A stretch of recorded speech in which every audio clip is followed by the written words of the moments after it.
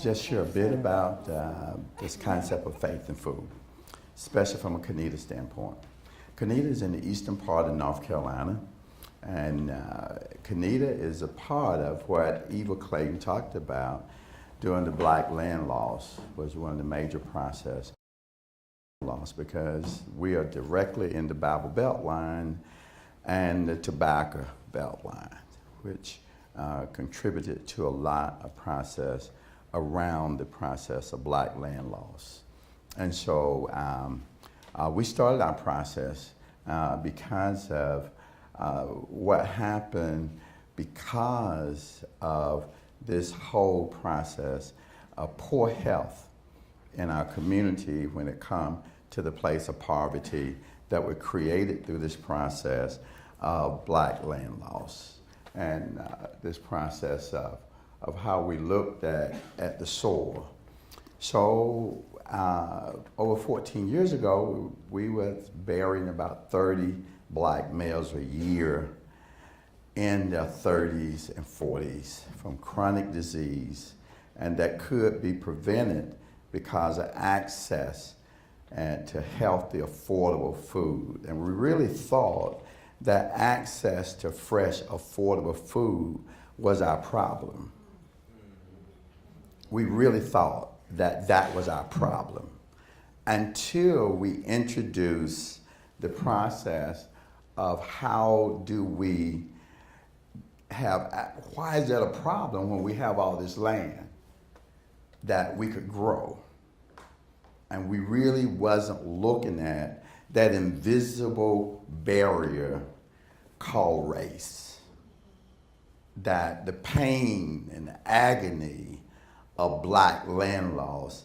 And I heard somebody talking about it, and I was sitting in the room like I wasn't Black, or that I hadn't experienced that, because I had emerged my own oppression and pain that was too painful to remember. I immersed it into a place of religion, into a place of what we would call worship, until we were dealing with this process. And in my church, I have a lot of people that had lost land.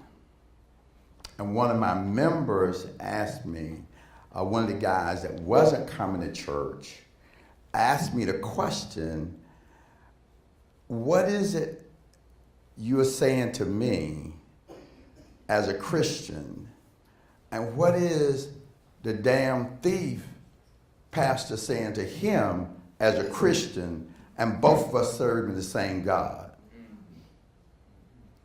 And it began to pull on me to say, how can we do this? And so this whole approach became that it wasn't literally about access to food, that it was deeper than just food. And so when the universities and everybody came out and wanted to say, Reverend Joyner, let's talk about food. The farm that we're on, this farm that you're looking at, was 100 acres that been in this family for 200 years.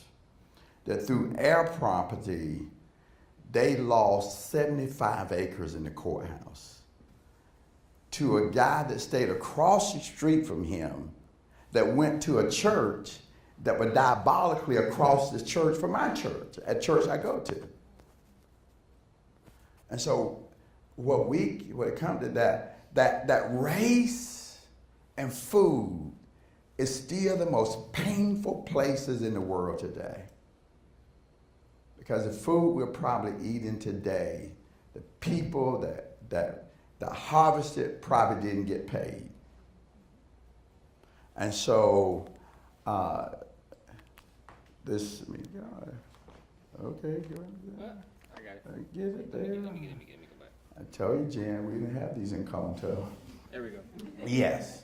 And so this process of how do we introduce our youth back to this process of 25 acres of land that they have saved from the Vines family farm that he still owned, him and his wife, because of a youth initiative to save this farm and to make this a part of their human development and sustainability, and how do we really look at this process, which is still today is a reality that as we look at this and as we process this, still the most painful place in our community is still food and faith.